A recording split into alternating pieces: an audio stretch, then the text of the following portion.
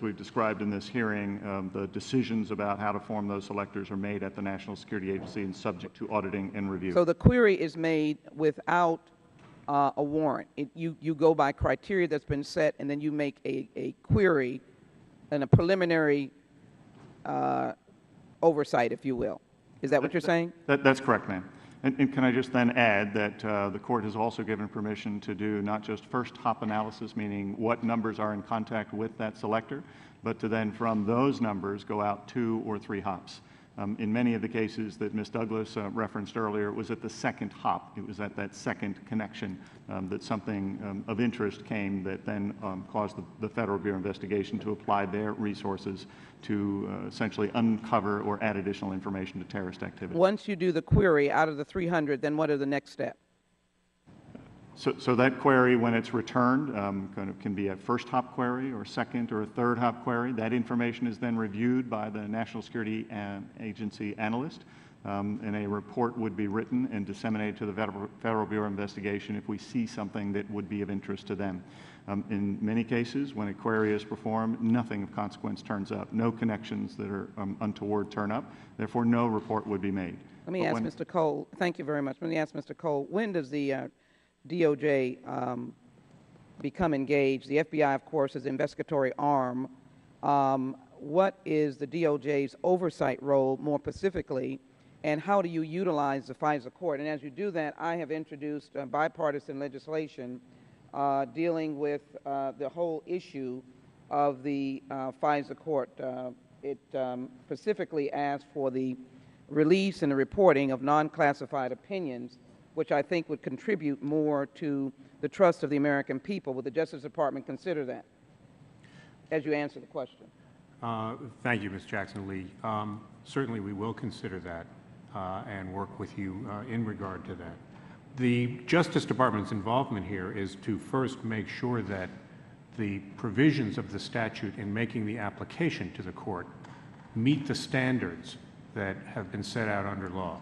So we are in the process of the application and making sure through legal advice that this in fact meets the standards set out by the statute as passed by Congress. We also engage with the court for any questions that the court may have as to how this will be done, what kind of oversight will be done, what kind of limitations will be done, so that we end up with what is a court-authorized system as described by Mr. Inglis, where we go and make those and have NSA make that determination. We audit as well the determinations on a random basis to make sure that they are in compliance with what the court has ordered.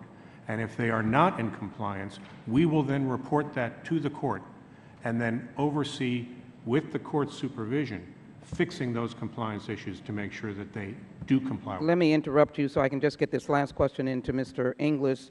Mr. Inglis, thank you very much. Mr. Inglis, let me just put this question out.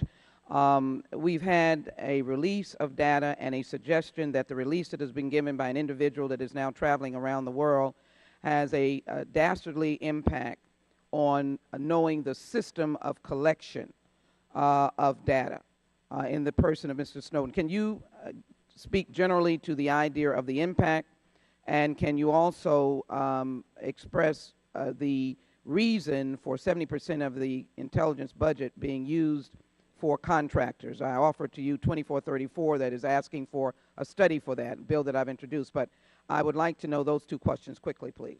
Yes, ma'am. On the first question, I would say that the impact associated with Mr. Snowden's disclosures can be very, very harmful. It's too soon to tell whether, in fact, adversaries will take great note of the things that he's disclosed, but those capabilities, sensitive capabilities, give them a playbook as to how they would avoid, right, the time and attention of the U.S. foreign intelligence and, for that matter, domestic intelligence organizations. So we're very concerned about that.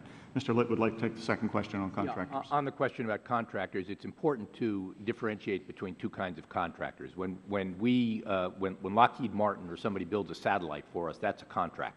And so when you talk about 70% of the budget being contractors, and I don't know that number offhand, but I'll assume it's accurate, that includes all the contracts for building of satellites, for rental of space, and so on and so forth. There's another category of contractors which we call core contractors, which are the people who work in the building side by side with us. We have been working very hard to reduce the number of core contractors. I think in the last 5 years, we've reduced it by 36%. Obviously, as a result of what's happened recently, we're looking again at whether certain categories of employees should not be contractors but should be made government employees. Mr. Litt, we've Time had of this the discussion gentleman- before. time of I think gentleman you need has help, and I'd expired, like to and work the with you on the gen- legislation. Thank you, Mr. Chairman. I'd like to work, Mr. Litt, to get that done and get that more. The time of the gentlewoman has expired. The I yield gentleman back. from Iowa, Mr. King, is recognized for 5 minutes. Thank you, Mr. Chairman. I appreciate this hearing and the testimony of the witnesses. And I'd first turn to Mr. Litt, and if I remember in your opening statement, you made mention that there wasn't